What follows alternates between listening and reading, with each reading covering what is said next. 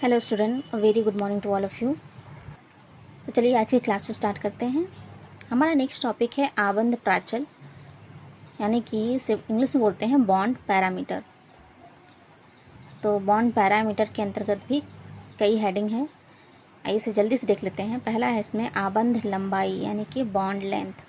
तो कह रहा है कि किसी अणु के दो परमाणुओं के नाभिक के बीच की औसत दूरी उसकी आबंध लंबाई कहलाती है ना। किसी अणु के दो परमाणुओं के, है ना, किसी अणु में मान लीजिए दो परमाणु हैं इस प्रकार से, तो इनके नाभिक के बीच की दूरी, ठीक, नाभिक के बीच की दूरी की औसत, यानी कि यहाँ से यहाँ तक की जो दूरी है उसका औसत, ठीक, उसे क्या कहा गया? आबंध लंबाई। नेक्स्ट है इसमें आबंध कोण। आबंधित इलेक्ट्रॉनों के कक्षकों की दिशाओं को प्रदर्शित करने वाली रेखाओं के बीच के कोण को आबंध कोण कहते हैं, जिसे कि डिग्री के रूप में व्यक्त किया जाता है।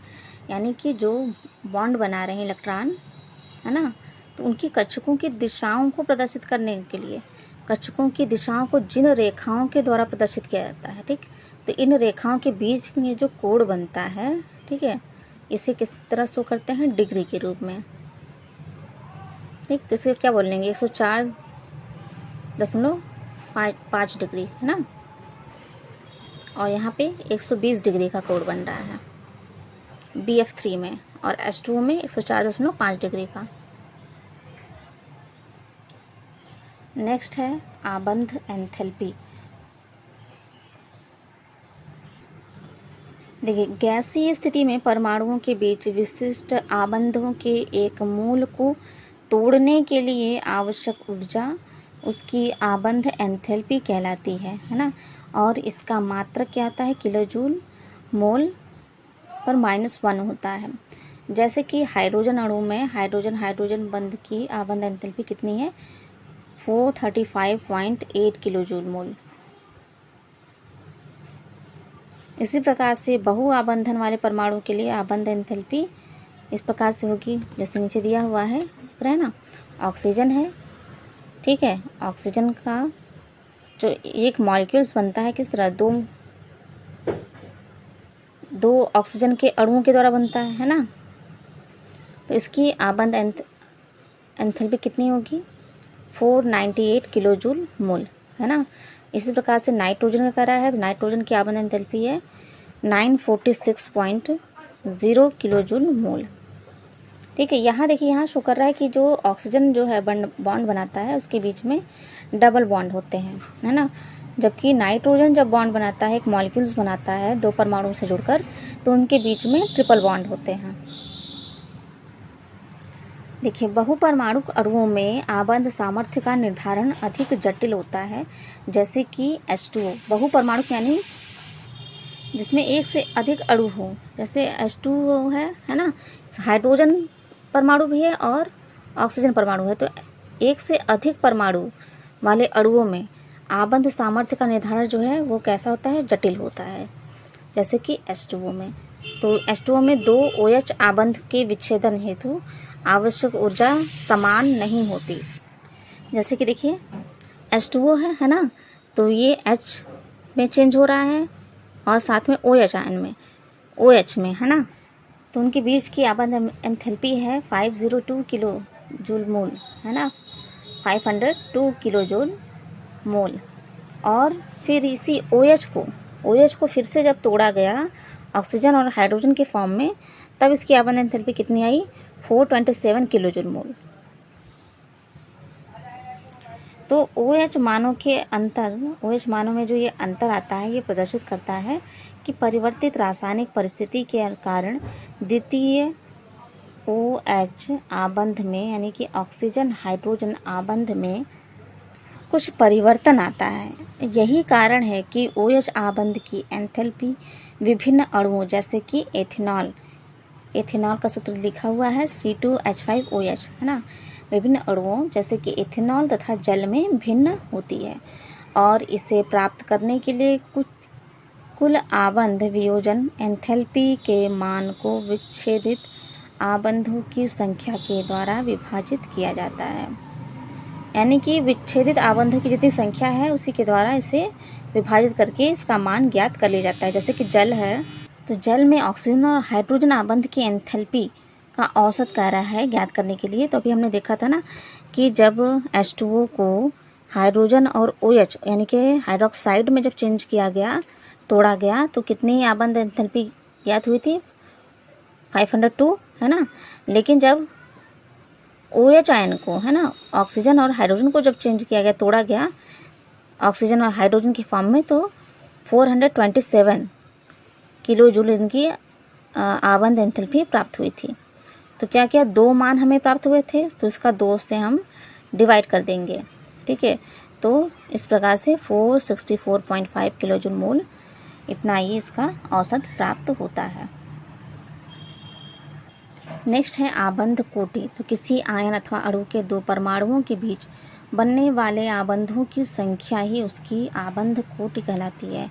किसी आयन या अणु के 2 परमाणु के बीच जितने आबंध बनेंगे वही उसकी संख्या क्या कहलाएगी? आबंध कोटि कहलाएगी। जैसे हाइड्रोजन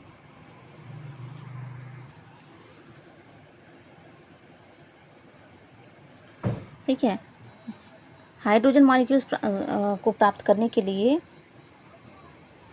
हाइड्रोजन का एक एक जो परमाणु है उनके बीच में सिंगल बॉन्ड बनता है, एक एक इलेक्ट्रॉनों की साझेदारी होती है।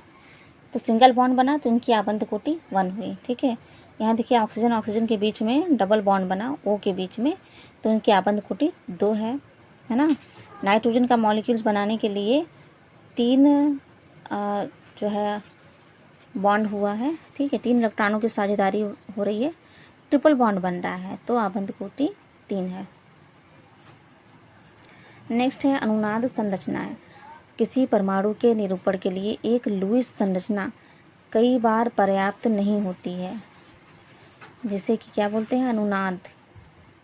जैसे ओजोन O3, है ना, ओजोन यानी कि O3 के लिए 2 लुईस संरचनाएं दी जाती हैं। एक इस प्रकार से, ठीक है, और एक होता है इस प्रकार से। यानी कि ये इस तरह से भी बन सकता है ओजोन की संरचना, और इस तरह से भी बन सकता है। नेक्स्ट है आबंध ध्रुवणता। देखिए परमाणु जिनके नाभिक समान होते हैं समनाभिकीय परमाणु कहलाते हैं। ऐसे परमाणु जिनके नाभिक समान होंगे क्या कहलाएंगे? समनाभिकीय परमाणु। तथा जिनके नाभिक असमान होते हैं वे क्या कहलाएंगे? विषमनाभिकीय परमाणु कहलाते हैं।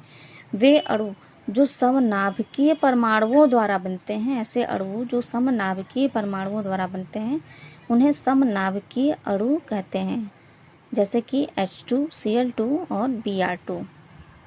इसी प्रकार से जो अणु विषम नाभिकीय परमाणुओं द्वारा बनते हैं विषम नाभिकीय परमाणु कहलाते हैं, जैसे कि HCl, NH2, H2S आदि।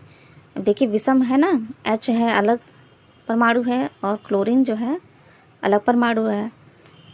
इस प्रकार से नाइट्रोजन अलग परमाणु है, हाइड्रोजन अलग परमाणु है, यानी कि विषम नाभिक वाले परमाणु हैं इसमें। नेक्स्ट हेडिंग है संयोजकता कोष इलेक्ट्रॉन युग्म पर प्रतिकर्षण सिद्धांत, यानी कि valence shell electron pair repulsion theory, और इसी को शॉर्ट में बोलते हैं VSPR, है ना, शॉर्ट में VSEPR थ्योरी। देखिए ये जो सिद्धांत है ये इलेक्ट्रॉनों के संयोजी कोष में उपस्थित या तो कहते हैं संयोजी कोष में उपस्थित इलेक्ट्रॉन युग्मों के प्रतिकर्षण पर आधारित है, ठीक है। संयोजी कोष के इलेक्ट्रॉन युग्मों के प्रतिकर्षण पर आधारित है ये सिद्धांत। तो इस सिद्धांत के अनुसार अणु की आकृति केंद्रीय परमाणु के चारों ओर जो बॉन्डेड इलेक्ट्रॉन युग्म होते हैं और नॉन बॉन्डेड इलेक्ट्रॉन होते हैं उन पर निर्भर करते हैं, ठीक है।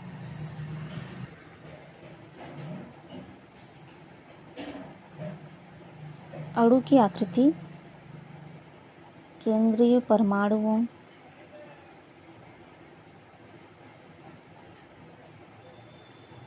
चारों ओर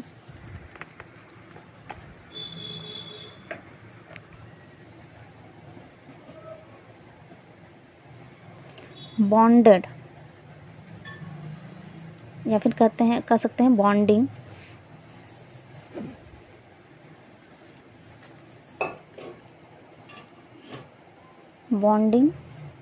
एंड नॉन बॉन्डिंग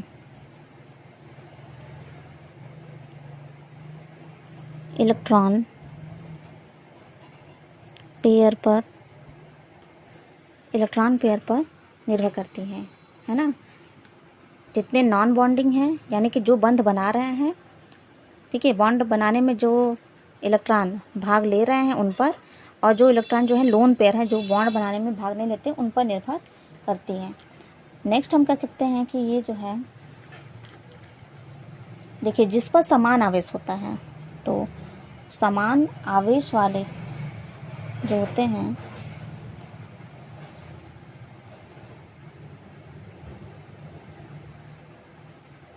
जो केंद्रीय परमाणु होता है इनका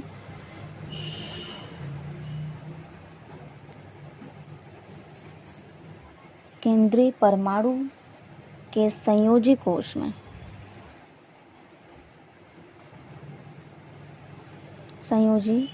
में इलेक्ट्रॉन युग्म एक दूसरे को प्रतिकर्षित करते हैं, एक दूसरे को क्या करेंगे, रिपल्स करेंगे, प्रतिकर्षित करेंगे,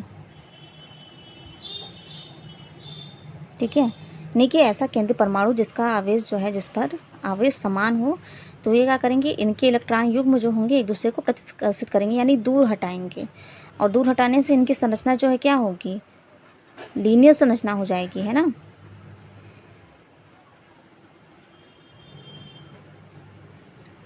ये देखिए, क्योंकि ये देखिए एक दूसरे को दूर क्यों हटाते हैं, क्योंकि इस इलेक्ट्रॉन युग्मों की टेंडेंसी होती है कि ज़्यादा स्थान ग्रहण करना, ठीक है। ये आते हैं दूसरे वाले इलेक्ट्रॉन युग्म को ये दूर हटाते हैं, ठीक है।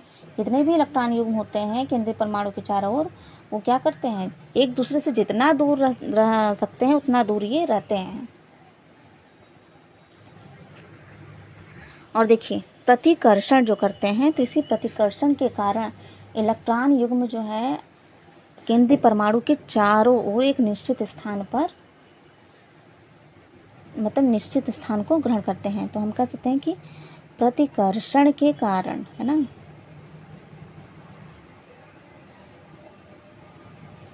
केंद्रीय परमाणु के चारों ओर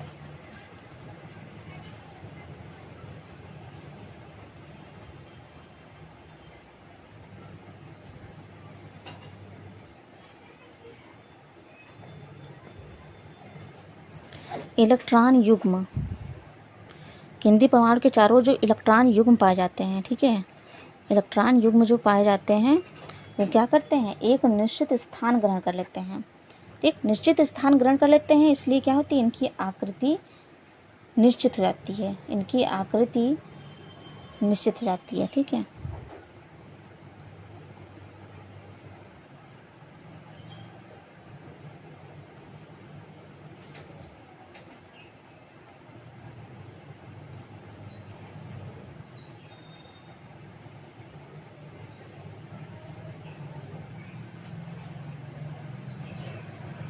जिससे इनकी आकृति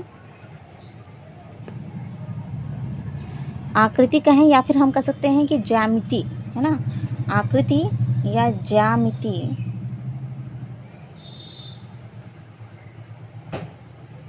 निश्चित होती है।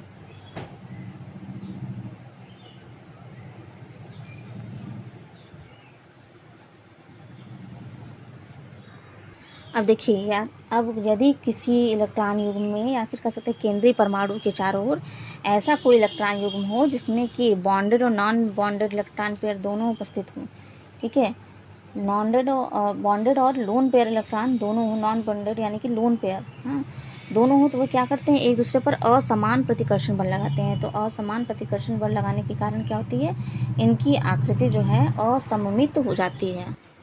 देखिए किसी केंद्रीय परमाणु में बॉन्डेड इलेक्ट्रॉन पेयर या फिर बॉन्ड पेयर हो या और लोन पेयर दोनों अगर उपस्थित हैं, ठीक है, बॉन्ड पेयर लोन पेयर दोनों अगर उपस्थित हों तो उसकी आकृति होगी अनियमित या फिर असममित होगी आकृति। जब किसी केंद्रीय परमाणु में केवल बॉन्ड पेयर इलेक्ट्रॉन हो, केवल यानी बॉन्ड पेयर इलेक्ट्रॉन हो, तो उसकी आकृति कैसी होगी, सममित होगी। ठीक है, बॉन्ड पेयर होने पे क्या होती है, आकृति सममित होती है, याद रखिएगा। नेक्स्ट है वीएसपीआर थ्योरीज के एप्लीकेशंस या फिर अनुप्रयोग।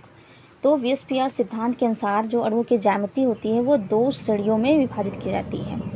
अणुओं की ज्यामिति 2 श्रेणियों में विभाजित की जाती है। पहले अणु ऐसे अणु होते हैं जिनके केंद्रीय परमाणु पर कोई भी लोन पेयर उपस्थित ना हो। ठीक है,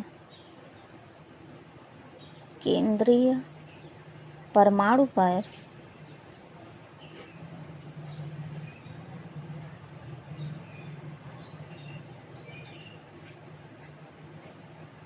लोन पेयर ना हो।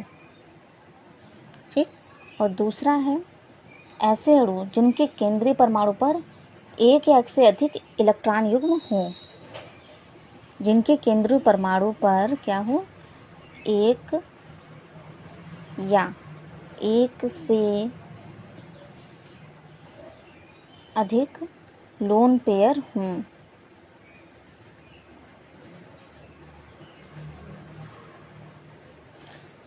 ठीक, तो इन 2 प्रकार से इनकी जो है श्रेणियां बनाई जाती हैं। आइए इसे हम बुक में देख लेते हैं। देखिए दिया हुआ है कि संयोजी कोष इलेक्ट्रॉन युग्मों की संख्या तथा केवल आबंध युक्त, ठीक है, केवल ऐसे जो है इसमें यौगिक हैं जिसमें केवल बॉन्डिंग हो रही है, इसमें कोई भी लोन पेयर इलेक्ट्रॉन नहीं बच रहा है ना, आबंध युक्त AB प्रकार के अणुओं द्वारा प्राप्त की गई आकृतियाँ। तो इसमें देखिए पहला प्रकार है इसका AB2 टाइप, है ना, AB2 टाइप्स, यानी A जो है केंद्र है और उसके साथ B के 2 परमाणु ऐड हैं। तो देखिए यहाँ क्या हो रहा है, तो इनके बीच जो है देखिए यहाँ लिखा है कि आबंधी युग्मों की संख्या 2, यानी कि बॉन्ड कितने हो रहे, किनके बीच 2 बन रहे हैं। ठीक है, 2 आबंधी युग्म है, 1 और 2, और इनके बीच जो एंगल है वो कितने का बन रहा है, 180 का। देखिए कह रहा है ना कि आबंधी युग्म जो होते हैं वे एक दूसरे को प्रतिकर्षित करते हैं। ठीक, अब आप सोच रहे होंगे कि ये ऐसे भी तो बन सकता था या ऐसे बन सकता था, कि नहीं ऐसा नहीं बनेगा, जितना ही कम रहेगा उतना ही ये एक दूसरे को प्रतिकर्षित करेगा। ठीक है, प्रतिकर्षित करने के कारण इनका जो बॉन्ड है वो है एकदम लीनियर है ना, और लीनियर जो है डायग्राम प्राप्त हो रहा है और इसके बीच में कोण कितना है, 180 का। कह रहा है आकृति कैसी है, आकृति रेखीय पाई गई। और इसके उदाहरण क्या है कि कौन से युग्म इस तरह से आकृति बनाते हैं रेखीय, BeF2 और BeCl2। ठीक है, BeF2 और BeCl2। देखिए बेरियम है ना, बेरियम के बाह्य कोश में कितने इलेक्ट्रॉन होते हैं, इनके बाह्य कोश में होते हैं 2 इलेक्ट्रॉन, है ना। फिर कह रहा है BF2 का हमें बनाना है ना, BF2 का फ्लोरीन है, फ्लोरीन कितने हैं, 2 जुड़े हुए हैं। ठीक, इस प्रकार से फ्लोरीन का अगर हम इलेक्ट्रॉनिक विन्यास निकालेंगे तो हमें क्या होगा कि इसके बाह्य कोश में कितने इलेक्ट्रॉन होते हैं, 7 होते हैं।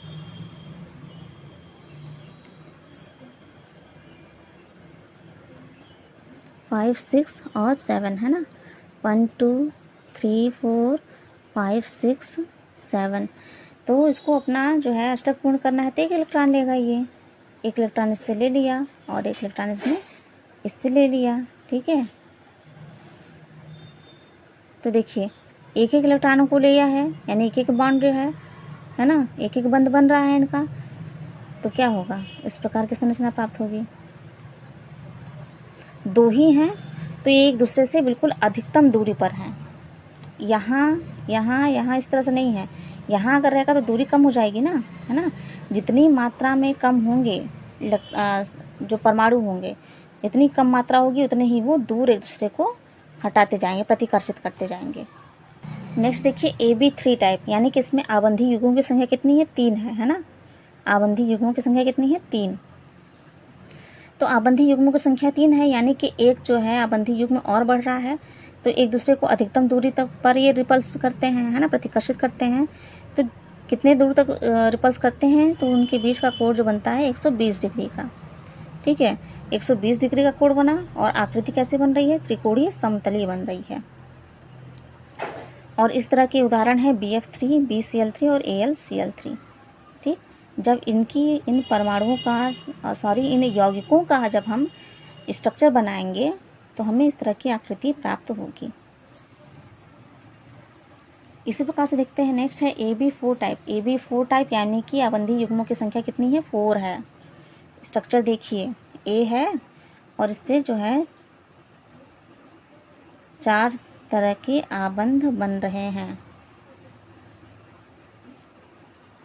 और इनके बीच की दूरी कह रहा है 109 डिग्री 28 मिनट। ठीक है, ये जो है इसको मिनट बोलते हैं। 109 डिग्री 28 मिनट। एक चीज़ आप ध्यान दीजिए कि जैसे जैसे आबंधी युग्मों की संख्या बढ़ रही है, इनके बीच की दूरी भी क्या हो रही है? कम हो रही है। संख्या अधिक है ना, तो दूरी क्या हो रही है? कम हो रही है। देखिए, इनकी आकृति कौन सी प्राप्त हो रही है? चतुष्फलकीय आकृति प्राप्त हो रही है। इसके एग्जाम्पल हैं CH4, SiH4, इस प्रकार से SiF4। ठीक है,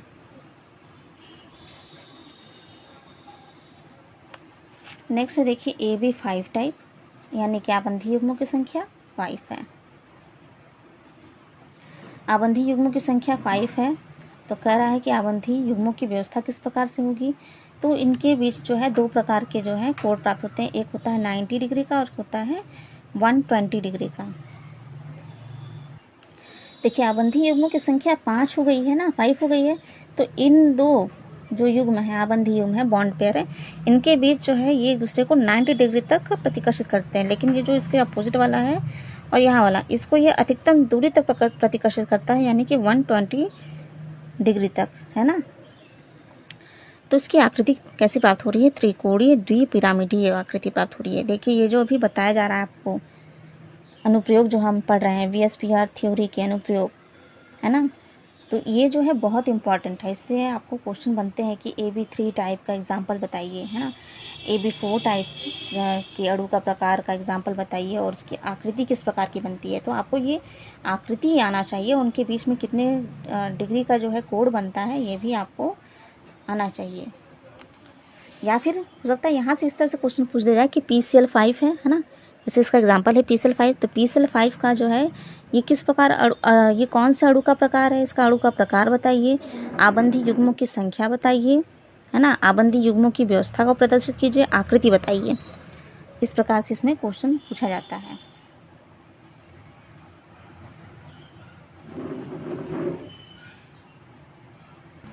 नेक्स्ट देखिए AB6 टाइप, यानी कि इसमें अणु क्या है? कितने आबंधी युग्म हैं? 6 हैं, है ना। तो AB6 टाइप का जो स्ट्रक्चर आप देख रहे हैं, इनके बीच में अगर हम कोण देखेंगे तो हमें मिलेगा कि 90 डिग्री का इसमें कोण बन रहा है। देखिए, आप कहेंगे कि ये दिख तो नहीं रहा है कोण इस तरह से, कहाँ 90 डिग्री है? ऐसे ऐसे संरचना है तो 90 डिग्री कहाँ है ना। और जो है आकृति कह रहा है अष्टफल की, एक्चुअली ये है कि इनका 3D स्ट्रक्चर है ना, यानी कि एक जो है ऐसे है तो एक जो है जस्ट अपोजिट दूसरे साइड है, इसलिए इस तरह की आकृति इसमें दिख रही है। लेकिन होता इनके बीच में कैसा है? 90 डिग्री ही है, यानी कि एक जो है ये लाइन दिख रही है तो ये जो है इसके अपोजिट जस्ट उस साइड है, ये लाइन ठीक पीछे की साइड है, तो यानी ये इसी तरह से है, 90 डिग्री पर ही है।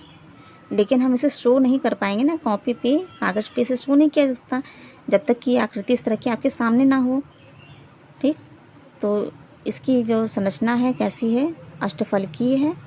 उस प्रकार के अणु का प्रकार है SF6 और TF6।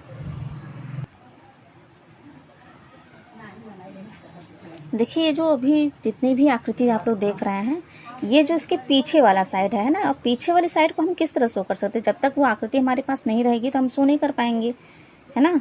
जैसे 120 है तो जैसे हमारे पास 3 आबंध युग्म है, तो देखिए मैं इसे पेन से दिखा रही हूँ आपको, है ना। अच्छा, स्टार्टिंग से देखते हैं। 120 में हम क्या करते हैं कि एक, जैसे मान लीजिए एक केंद्रीय परमाणु है यहाँ पे, ठीक है, तो इसका जो आबंधी युग्म की संख्या कर रहा है 2 है ना, 2 है। तो 2 है होने पर ये क्या करता है, अधिकतम दूरी तक प्रतिकर्षित करता है, तो यानी एक इधर हुआ और एक इस तरह हुआ, तो हमें रेखीय इसकी स्ट्रक्चर प्राप्त हो रहा है। अब देखिए दूसरा जो है त्रिकोणीय सममिति, यानी कि 3 जो है, 3 इसमें आबंधी युग्म है, 3 है। इस प्रकार से जब तीसरा जुड़ जाता है तो क्या होता है, ये इसको भी प्रतिकर्षित करता है और इस वाले बॉन्ड को भी प्रतिकर्षित करता है। तो इस वाले बॉन्ड को प्रतिकर्षित करने से इनकी आकृति जो है इस प्रकार से प्राप्त होती है, त्रिकोणीय सममिति प्राप्त होती है, ठीक है। तो इसको जो है, इन दोनों को ये प्रतिकर्षित करता है, साथ में ये जो बॉन्ड है ये भी किसको प्रतिकर्षित करता है, इसको भी और इस वाले को भी। तो इसलिए जो है एक दूसरे को ये प्रतिकर्षित करने का इनकी आकृति इस प्रकार से प्राप्त होती है। अब जब बात हो रही है 4 की, 4 बॉन्ड हैं, तो क्या हो रहा है, एक और आ रहा है। अब मैं एक जो है यहाँ से रहेगा, यहाँ से रहेगा, है ना, यहाँ ऐड होगा। तो यहाँ जैसे मान लीजिए, इसको मैं बता दूँ,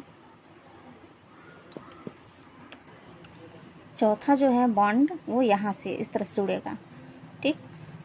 तो इसलिए जो है इनकी आकृति जो है 109 डिग्री 28 मिनट की होती है, ठीक। इसको बनाना जो है सामने तो पॉसिबल नहीं है ना, तो कागज़ पे ये इस तरह की इनकी आकृति दिखती है।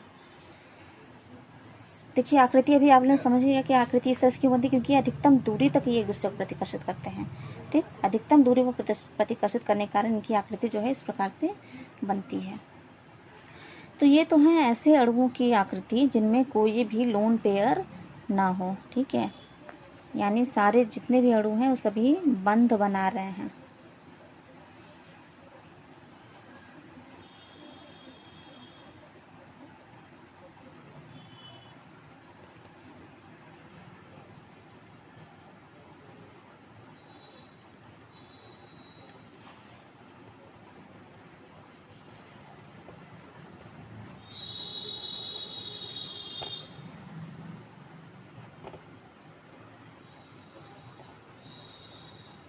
देखिए नेक्स्ट है कि उन अणुओं और आयनों की आकृति जिनके केंद्रीय परमाणु इलेक्ट्रॉनों के आबंधी युग्म तथा एक से अधिक एकल युग्मों से प्रदर्शित होते हैं। एकल युग्म जिसमें हो, ठीक है, और एकल युग्मों को जो है डबल डॉट से प्रदर्शित किया गया है। इसमें देखिए, इसमें पहला है AB2 टाइप। AB2 टाइप में जो है एक जो है लोन पेयर उपस्थित है, ठीक है। तो यहाँ हम कहेंगे आबंधी युग्मों की संख्या कितनी है, आबंधी युग्मों की संख्या 2 है। B2 है तो आबंधी युग्मों की संख्या तो आराम से पता चल जाएगा, 2 है। एकल युग्मों की संख्या अगर हम देख रहे हैं, एकल युग्म यानी क्या होता है, पेयर ना, लोन पेयर में 2 होते हैं, संख्या 2 होती है, जोड़ा 1। एकल युग्मों की संख्या 1 हुई। इलेक्ट्रॉन युग्मों की व्यवस्था अगर हम देखेंगे तो त्रिकोणीय समतली। देखिए जब हम इसके पहले वाला देख रहे थे चार्ट, जिसमें कि बिल्कुल भी लोन पेयर नहीं थे, तो क्या होता था, 120 पर ही एक दूसरे को प्रतिकर्षित करते थे। लेकिन क्योंकि यहाँ पे एकल युग्म हैं, तो क्या करें, एकल युग्म भी प्रतिकर्षित कर रहे हैं, तो प्रतिकर्षित करने के कारण क्या होता है, इनकी त्रिकोणीय समतलीय वाली संरचना प्राप्त होती है। आकृति कैसी हो गई, बेंट हो गई, यानी कि मुड़ी हुई हो गई, है ना। जो ऐसे थी वो ऐसे हो गई, बेंट हो गई। उदाहरण क्या है इसका, SO2 और O3। अब देखिए दूसरा है AB3 टाइप। अणु का प्रकार क्या है, AB3 टाइप। एकल युग्म कितने हैं, 1 है ना, लोन पेयर 1 है। तो यहाँ देखते हैं आबंधी युग्मों की संख्या 3, एकल युग्मों की संख्या 1 है। इलेक्ट्रॉन युग्मों की व्यवस्था अगर हम देखेंगे तो इसका है, इलेक्ट्रॉन युग्म कैसे हैं, समचतुष्फलकीय है, ठीक है। एकल युग्म यहाँ उपस्थित है जो कि प्रतिकर्षित कर रहा है, तो इन दोनों को तो बेंड कर दिया, और ये जो ऐड हुआ आगे वाला इसको भी बेंड कर दिया, तो संरचना कैसे प्राप्त हुई, समचतुष्फलकीय, ठीक। इसकी व्यवस्था है समचतुष्फलकीय और आकृति है त्रिकोणीय पिरामिडीय, यानी पिरामिड टाइप के हो रहे हैं और त्रिकोणीय हैं। तो इस प्रकार की व्यवस्था किन में पाई जाती है, NH3 और PS3 में। NH3 और PS3 में त्रिकोणीय पिरामिडी वाली इनकी आकृति होती है ना। इलेक्ट्रॉन युग्मों की व्यवस्था कैसी होती है, समचतुष्फलकी होती है, और इसमें आबंधी युग्मों की संख्या 3 होती है, लोन पेयर की 1 होती है। दूसरा है देखिए AB2 टाइप, AB2 टाइप, लेकिन यहाँ देखिए लोन पेयर कितने हैं, 2 हैं, एक यहाँ है और एक यहाँ है, ठीक, लोन पेयर 2 हैं। तो हम कहेंगे आबंधी युग्मों की संख्या 2, लोन पेयर की संख्या 2। तो ऐसे युग्मों की जो व्यवस्था है वो कैसी होगी, समचतुष्फलकी, समचतुष्फलकी रचना। और आकृति बेंट, आकृति कैसी है, बेंट है, मुड़ी हुई, ठीक। तो इस प्रकार की आकृति किसमें पाई जाती है, H2O में और H2S में, ठीक है। देखिए यहाँ से पूछा जा सकता है कि H2O यानी कि वाटर में, वाटर मॉलिक्यूल्स की आकृति अगर हम कहेंगे तो आकृति किस प्रकार की होती है, तो बेंट होती है। साथ ही इसमें बॉन्ड पेयर की संख्या कितनी है, 2, और लोन पेयर की संख्या भी कितनी है, 2। H2O और H2S में बॉन्ड पेयर 2, लोन पेयर संख्या 2 होती है। नेक्स्ट देखिए AB4 टाइप, यानी कि 4 है ना, बॉन्ड पेयर 4 होंगे, लोन पेयर 1 ही है, ठीक, लोन पेयर 1 है। तो इसकी आकृति कैसी है, त्रिकोणीय द्विपिरामिडीय, त्रिकोणीय द्विपिरामिडीय, यानी कि 2 पिरामिड में बनेंगे,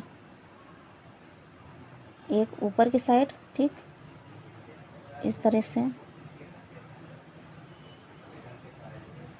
और एक नीचे, तो द्विपिरामिडी कह रहा है। और कह रहा है कि इनकी आकृति कैसी है, सीसा, यानी कि ढेकुली, जो सीसा आप लोग देखे हैं कि इसमें एक बच्चा जो है इस साइड बैठता है ना, एक बच्चा इधर बैठता है, एक बच्चा इधर होता है। तो जो कभी जो है ये नीचे की साइड जाता है और कभी ये ऊपर होता है। तो इसकी आकृति कैसी इसी तरह से है, जैसे आप देख रहे हैं यहाँ पे।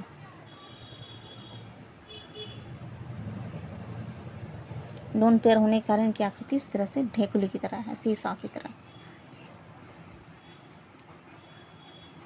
उदाहरण है इसका SF4।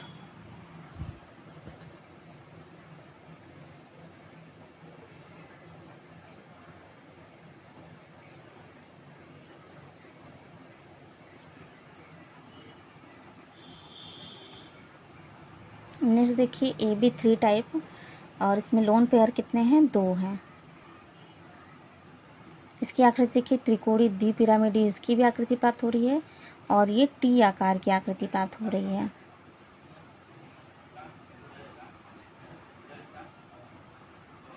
और यहाँ देखिए यौगिक कौन सा है, ClF3, T आकार दिख रहा है ना, ये ऐसे, ये ऊपर वाला लाइन और ये नीचे, T आकार की आकृति प्राप्त हुई। देखिए यहाँ इसको देख के आप कंफ्यूज मत होइएगा कि यही आकृति प्राप्त हो रही है, नहीं। यहाँ देखिए यहाँ बॉन्ड बना हुआ है इनके बीच में ना, यहाँ क्या है, बॉन्ड बना हुआ है, तो ये सीसॉ की तरह हो गया। और यहाँ क्या है, यहाँ लोन पेयर है ना ये, तो ये हम कह रहे हैं, इतना हम अगर देखें तो ये आकृति कैसी है, T आकार की, ठीक। तो ये ClF3 में इस प्रकार की आकृति पाई जाती है। नेक्स्ट देखिए AB5 टाइप, तो इसमें आबंधी युग्मों की संख्या कितनी है, 5 है। एकल युग्मों की संख्या कितनी है, 1 है, ठीक है। तो इसकी आकृति कैसे हो रही है, इसकी आकृति हो रही है अष्टफलकीय। जब हम इसको ऐड कर देंगे ऐसे ऐसे तो 8 कोर मिलेंगे ना, तो ये क्या हो जाएगा, अष्टफलकीय है। और आकृति मिल रही है इसकी वर्ग पिरामिडी, ये है इलेक्ट्रॉन युग्मों की व्यवस्था कैसी है, अष्टफलकीय, आकृति वर्ग पिरामिडी। BrF3 में इस प्रकार की वर्ग पिरामिडी आकृति वाली और अष्टफलकीय इलेक्ट्रॉन युग्मों की व्यवस्था वाली आकृति प्राप्त होती है। नेक्स्ट है देखिए AB4 टाइप, AB4 टाइप है ना, AB4 टाइप, आबंधी युग्मों की संख्या कितनी होगी, 4। एकल युग्मों की संख्या कितनी होगी, 2 होगी ना, 2 इलेक्ट्रॉन पेयर हो रहे हैं इसमें, एकल युग्मों की संख्या 2 हुई। आकृति देखिए इसकी भी इलेक्ट्रॉन युग्मों की व्यवस्था कैसी है, इसमें भी अष्टफलकीय ही है, ठीक। लेकिन 2 इलेक्ट्रॉन लोन पेयर पाए जा रहे हैं, 2 लोन पेयर्स पाए जा रहे हैं। इसलिए इनकी आकृति कैसी हो गई, वर्ग समतलीय। अब देखिए लोन पेयर की संख्या होने से ही क्या है, आकृति पूरी तरह से चेंज हो जा रही है। यहाँ देखिए एक ही इलेक्ट्रॉन युग्म था, एक ही इलेक्ट्रॉन लोन पेयर था, तो आकृति वर्ग पिरामिडीय थी। लेकिन 2 लोन पेयर आ गए तो इसमें कैसी हो गई आकृति, वर्ग समतलीय हो गई। इसका एग्जाम्पल देखिए XeF4।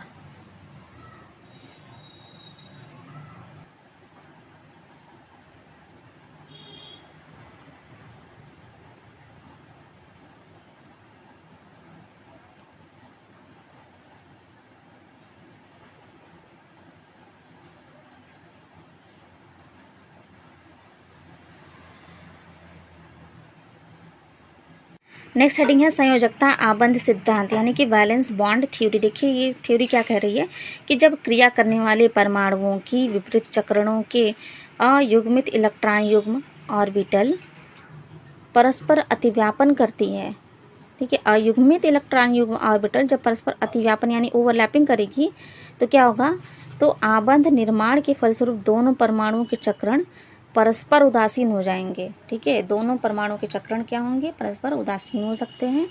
और यदि परमाणु ऑर्बिटलों के चक्रण समान प्रकार के होंगे तो दोनों के मध्य प्रतिकर्षण होगा, और प्रतिकर्षण होने के कारण बंध का निर्माण संभव नहीं हो सकेगा। दूसरा है सहसंयोजी आबंध की शक्ति ओवरलैपिंग की सीमा पर निर्भर करती है, यानी कि जो बॉन्ड है वो जितना ही ज़्यादा उसमें अतिव्यापन होगा, ओवरलैपिंग होगी, वो बॉन्ड उतना ही ज़्यादा मजबूत होगा, है ना। किसी परमाणु के एक से अधिक अयुग्मित इलेक्ट्रॉन युग्म ऑर्बिटल होने पर बहु आबंध का निर्माण हो सकता है। जब किसी परमाणु में एक से अधिक अयुग्मित इलेक्ट्रॉन युग्म होंगे तो क्या होगा, बहु आबंध का निर्माण हो सकता है। केवल अयुग्मित इलेक्ट्रॉन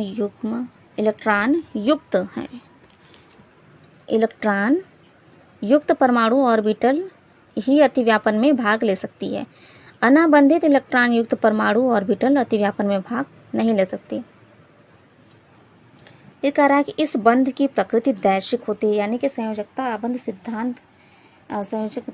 आबंध जो बन रहा है उसकी प्रकृति क्या होगी, दैशिक होगी, दिशात्मक होगी, यानी जिस दिशा में वो ओवरलैपिंग कर रहा है उसी दिशा में होगी।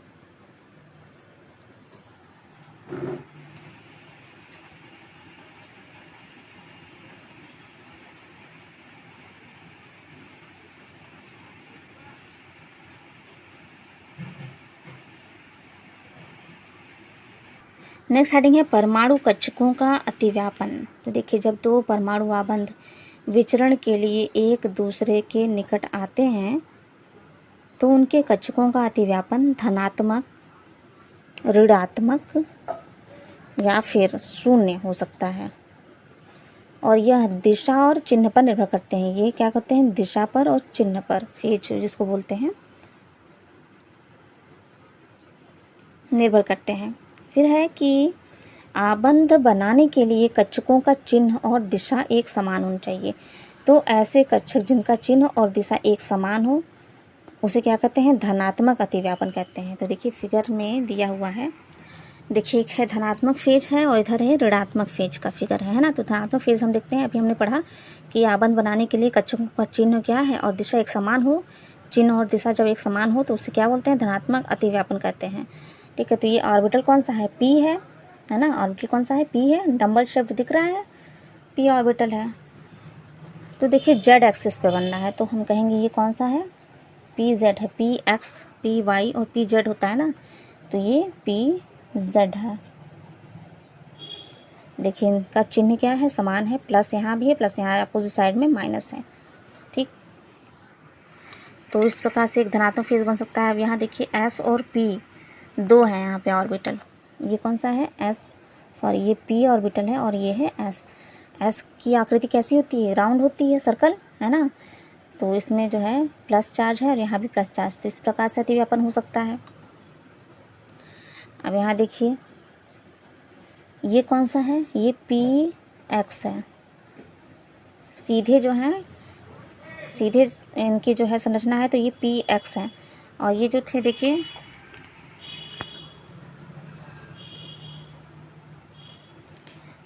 ये जो है जेड एक्सिस पे जो बन रहा है पी ऑर्बिटल उसे बोलते हैं पी जेड।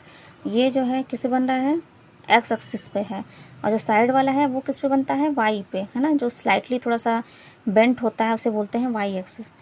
तो पी एक्स है, तो उसमें भी देखिए चिन्ह जो है समान है, प्लस है, ऊपर प्लस चिन्ह है, यहाँ माइनस और यहाँ माइनस चिन्ह है, आपस में ओवरलैपिंग हो रही है।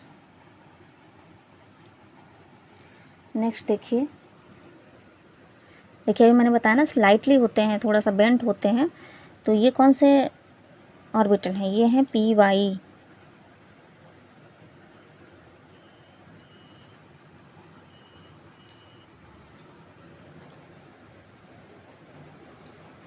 ये जो है वाई एक्सिस पे होते हैं, इसलिए इसको बोलते हैं पी वाई ऑर्बिटल। यहाँ भी देखिए सेम है, प्लस प्लस दोनों, नीचे यहाँ पे माइनस। अब यहाँ नीचे देखिए ये क्या है, ये पी एक्स है ना। ये क्या है, पी एक्स जो है ओवरलैप कर रहा है एस से। तो इस प्रकार से भी बॉन्ड जो है कह रहा है ओवरलैपिंग हो सकती है। तो ये सभी प्रकार हैं किसके, धनात्मक फेज के।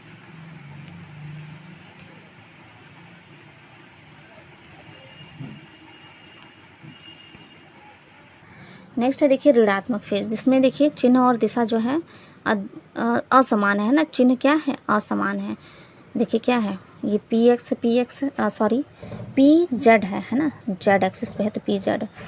लेकिन इनकी क्या है दिशा, दिशा में कह रही हूँ बार बार, चिन्ह जो है असमान, एक प्लस एक माइनस है।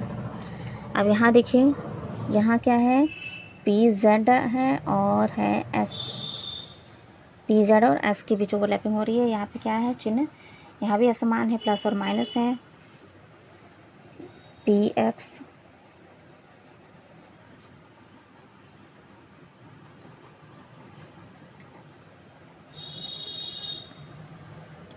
ये कौन सा ऑर्बिटल है, ये है पी वाई।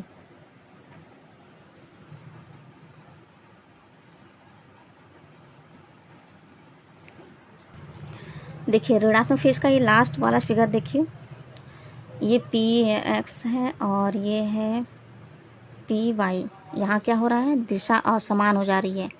चिन्ह समान है लेकिन दिशा क्या है, असमान है। एक एक्स एक्सिस पे बन रहा है ऑर्बिटल और एक वाई एक्सिस पे बन रहा है। एक ऐसे है एक ऐसे है, तो क्या ओवरलैपिंग संभव नहीं है। ठीक है, यहाँ देखिए दिशा जो है इन फिगर्स में क्या हो रहा है, दिशा तो समान है, चिन्ह भले ही असमान है लेकिन दिशा समान है ना। जबकि इसमें क्या है, दिशा ही असमान हो गई। नेक्स्ट हेडिंग है अतिव्यापन के प्रकार तथा सहसंयोजी आबंध की प्रकृति। तो अतिव्यापन के प्रकार तथा सहसंयोजी आबंध की प्रकृति के आधार पर हम देखते हैं कि सहसंयोजक आबंध जो है दो प्रकार के होते हैं। एक होते हैं सिग्मा आबंध, ठीक है, सिग्मा आबंध और पाई आबंध। तो सिग्मा आबंध कितने प्रकार के होते हैं, तीन प्रकार के, एसएस ओवरलैपिंग, एसपी और पीपी ओवरलैपिंग। देखिए जो एसएस ओवरलैपिंग है इसमें क्या होता है, दो परमाणुओं के हाफ फिल्ड कक्षकों के बीच परस्पर अतिव्यापन होता है।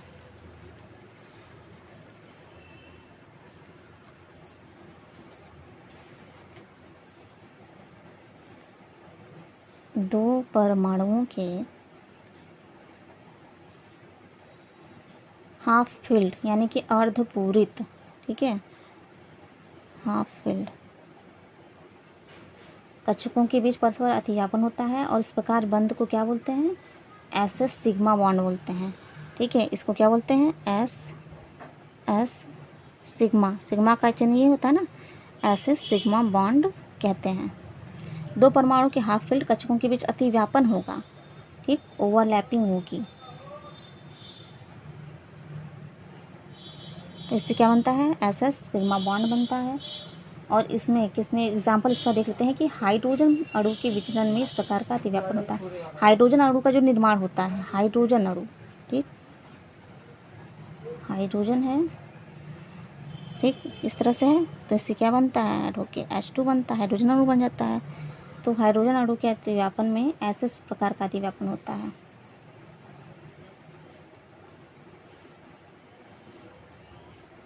इलेक्ट्रॉन की संख्या किसमें होती है, एक होती है, ठीक, और इसमें भी कितनी होगी, एक होगी। इन दोनों के बीच में ओवरलैपिंग हो गया। ठीक है, इस तरह से ओवरलैपिंग हो गया।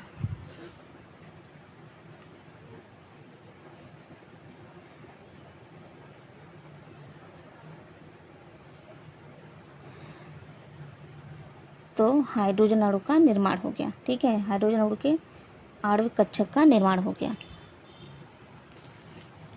नेक्स्ट देखिए sp ओवरलैपिंग, यानी इसमें क्या होता है, इसमें एक परमाणु का अर्धपूरित s कक्षक, ठीक है, एक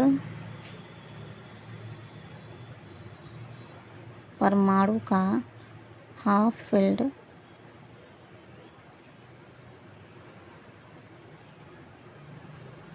s ऑर्बिटल और दूसरे परमाणु का, दूसरे का sp है ना, sp है तो दूसरे का क्या होगा, p, हाफ फिल्ड p,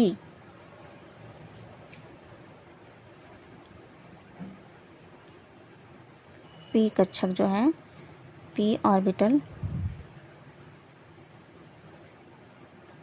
अतिव्यापन करता है। तो इस प्रकार से बने आबंध को क्या बोलेंगे, sp सिग्मा बॉन्ड बोलते हैं इसको। तो हाइड्रोजन फ्लोराइड, इसका एग्जाम्पल क्या है, उदाहरण है हाइड्रोजन फ्लोराइड।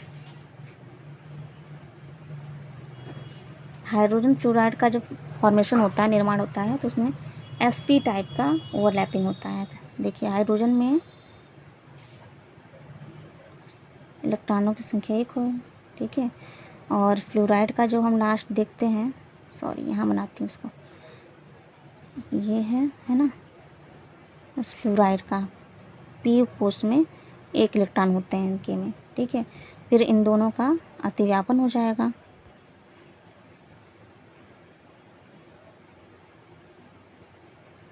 तो यहाँ पे 2 इलेक्ट्रॉन हो जाएंगे, इसे बोलते हैं sp ओवरलैपिंग।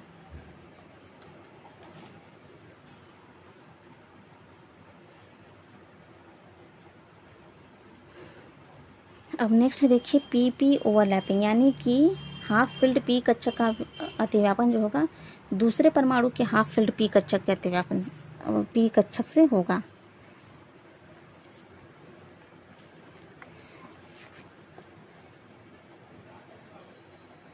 एक परमाणु का हाफ फिल्ड p ऑर्बिटल का अतिव्यापन हो रहा, ओवरलैपिंग,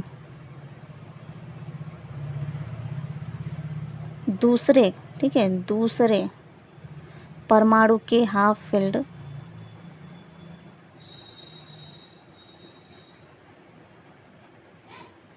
p ऑर्बिटल से होगा। तो इस प्रकार से बने बॉन्ड को क्या बोलेंगे, pp सिग्मा बॉन्ड। इसका उदाहरण है फ्लोरीन अणु, ठीक है, उदाहरण क्या है, फ्लोरीन F2, ठीक, इसमें क्या है, हेड टू हेड ओवरलैपिंग होगी इस तरह से। pp में क्या होता है, हेड टू हेड, ये इसका हेड है ना, तो हेड टू हेड ओवरलैपिंग होती है, ठीक है। अब नेक्स्ट देखिए पाई आबंध। तो इस प्रकार का जो सहसंयोजक आबंध बनता है वो अर्धपूरित परमाणु कक्षकों के पार्श्वी यानी कि लैटरल,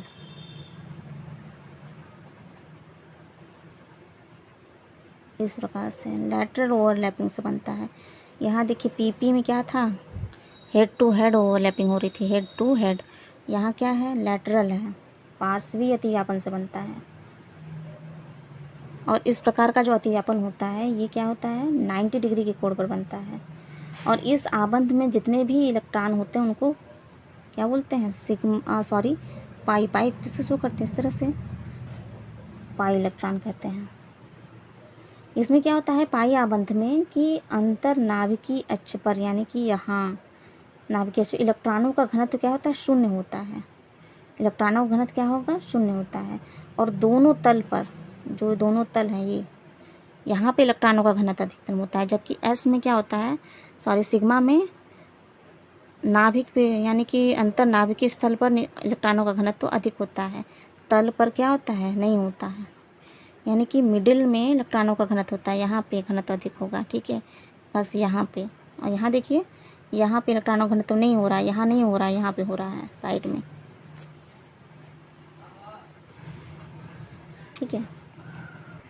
अगर हम सिग्मा बॉन्ड और पाई बॉन्ड में प्रबलता देखें कि कौन सा बॉन्ड जो है अधिक प्रबल होता है, तो सिग्मा बॉन्ड जो है, ठीक, सिग्मा बॉन्ड जो है अधिक प्रबल होता है। सिग्मा बॉन्ड क्या होता है, अधिक प्रबल होता है किसकी अपेक्षा, पाई बॉन्ड के, है ना। और पाई बॉन्ड जो होता है वो सिग्मा बॉन्ड के साथ ही बनता है। जिनमें क्या होता है, डबल बॉन्ड या ट्रिपल बॉन्ड बनता है, सिंगल बॉन्ड की बात नहीं की जा रही है, ठीक है। डबल बॉन्ड और ट्रिपल बॉन्ड जिसमें बनता है उसमें क्या होता है, इससे बनाती हूँ, डबल बॉन्ड और ट्रिपल बॉन्ड जिन यौगिकों में बनता है उसमें क्या होता है, सिग्मा बॉन्ड के साथ पाई बॉन्ड भी बनता है, ठीक है। तो अगर प्रबलता पूछी जाएगी तो हम कहेंगे कि सिग्मा बॉन्ड जो है अधिक प्रबल होता है पाई बॉन्ड के।